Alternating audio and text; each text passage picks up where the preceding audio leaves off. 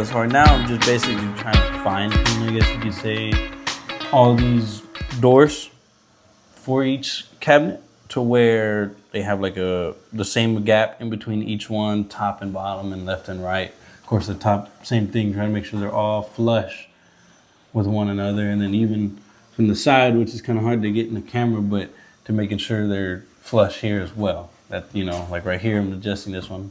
My fingernail hits, so I need to come out a little, but I don't want to come out too much because then if I do, it's gonna have like a bounce, which it doesn't now. You want it just as close as possible.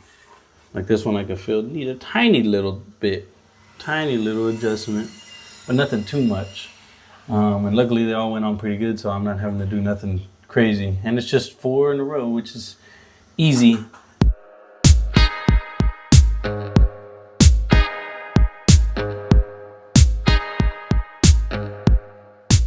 Just keep tinkering with them to get them perfectly square, like I did in the pantry room. That way, once I get these square, I can square these ones, and then we can do the drawers, because the drawers have to line up with the door. So we have to do these first.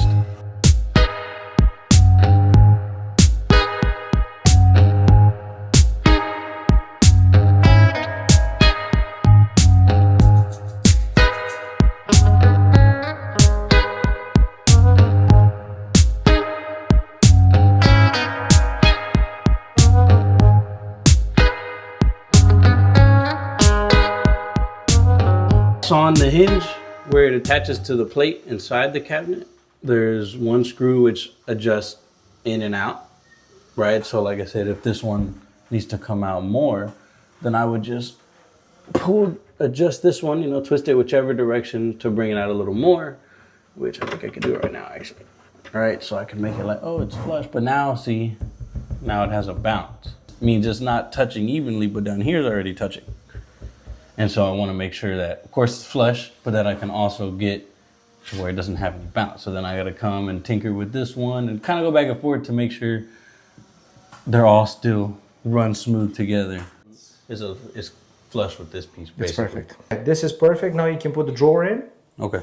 Drill 2 holes per drawer. Put the screw. Do like and the then little... we're gonna, exactly. Okay. And you're going to start with the first drawer at the bottom. Okay. If you want, actually, what you could do is do these 3 in the middle. Since they're already there? Exactly. Because you have to be somewhat lined up with the drawer box in the middle, right? Edge, yeah. So you'll see, because here, whatever the width is of the drawer front, that's what it is. So you're going to put it either lined up, or if the drawer front is slightly smaller, you're going to put it equidistant, right? Yeah. Spacer fits there. Let's see. Fits here. Okay. Right? And it just fits. So same thing with the drawer fronts, start on top of the 5/8. Okay. And depending on where this lines up, then you'll be able to do, well, this automatic is going to line up with this. Yeah. That's going to line up with that.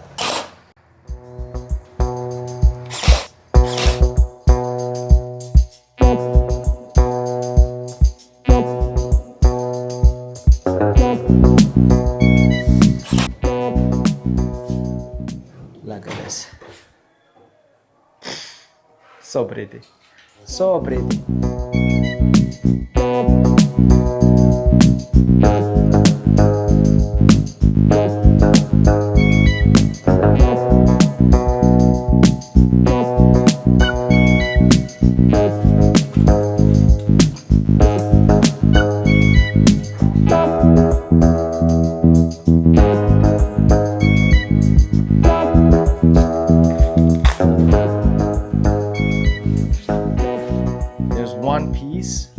That covers all the cabinets, but if I line it up perfectly here, I'm approximately 1/8 of an inch, a little bit over 1/8 of an inch short on this side, because all the cabinets put together, they add up to slightly more than what they had on the plans. So now I'm gonna have to use an extra, that's why we have extras, and slice it in 2 and make a continuous one piece.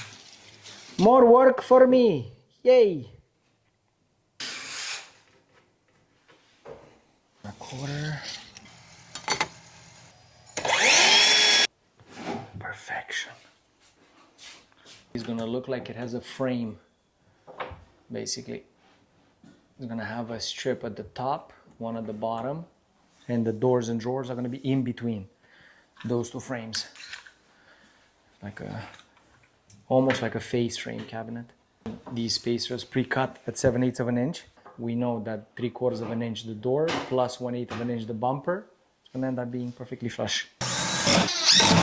These are just temporary supports, holding everything flush, like lined up and at the same level, so that when we start putting the slats or the strips on, they will be continuous.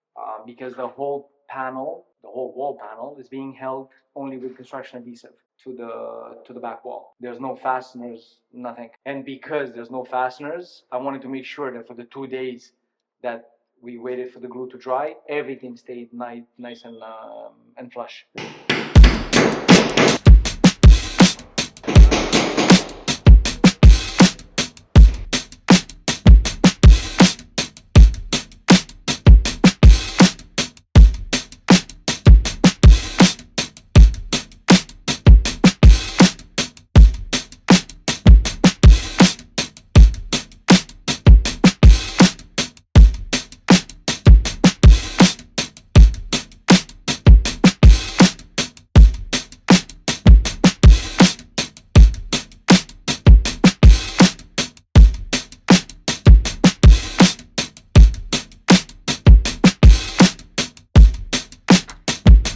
So yeah, we're trying now the dowel system works, and I was thinking of actually starting to glue them on the wall, but if you look at them, they have slight variation in color.